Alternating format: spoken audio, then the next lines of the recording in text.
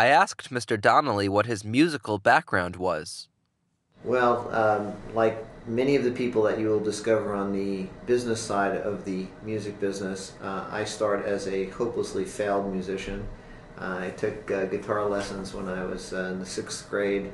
At the end of the semester, when you play the concert for your parents, I had to play one song, three chords tops, which I had played ever so poorly that even my mother, who till the day she died was my greatest apologist, could find absolutely nothing to say which was redeeming about my playing.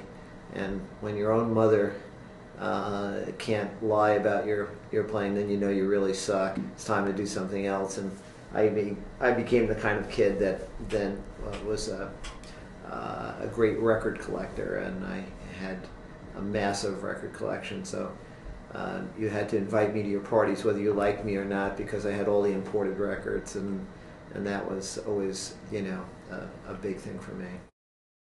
So, why did he decide to go into music law? I was always someone who was interested in music. It was my most abiding avocation.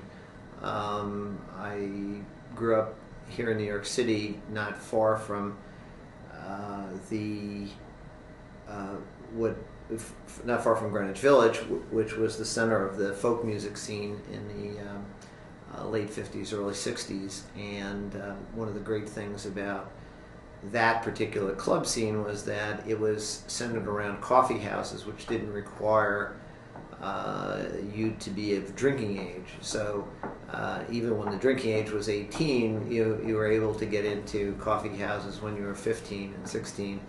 And so I got to hear Joan Baez and Phil Oakes and Bob Dylan, and became very hooked on music.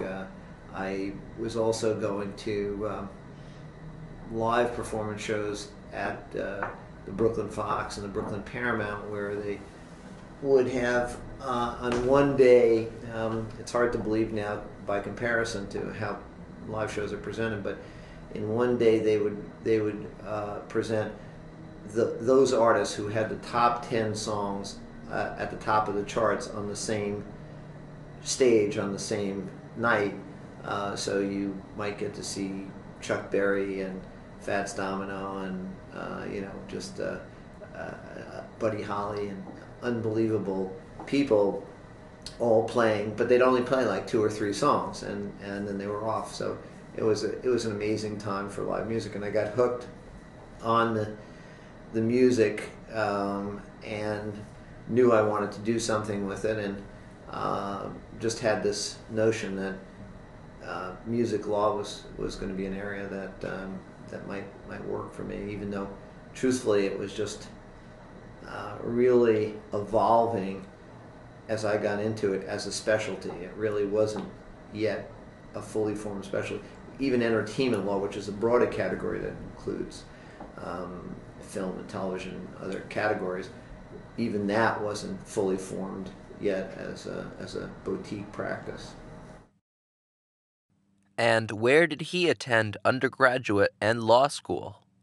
I went to Providence College on a track scholarship. Never knew that to look at me now, but I was once slim and fast. And I went to St. John's Law School, and I also have a master's from Columbia University. Which schools would he recommend for a sonic arts student interested in a career in music law? I would say if you knew for a fact that you wanted to be in music law, I would tell you almost any law school, as long as it's in New York or LA or Nashville, would be great.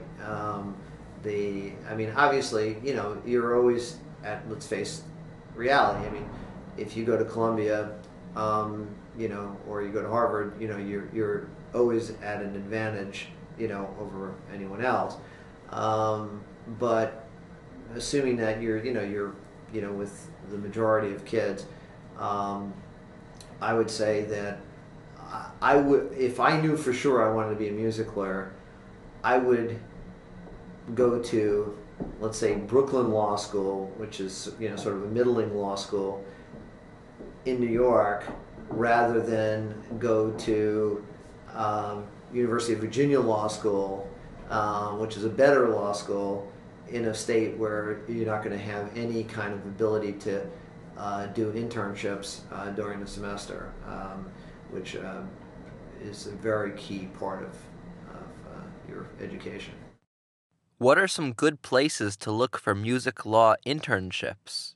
In addition to the obvious ones, which is the record labels and the publishing companies and the music law firms, um, all of the alphabet city of companies that populate our business, like ASCAP, BMI, CSAC, MTV, VH1, AFTRA, AFM, RIAA, NARIS, all of those, service organizations, unions, so on, everybody uses interns.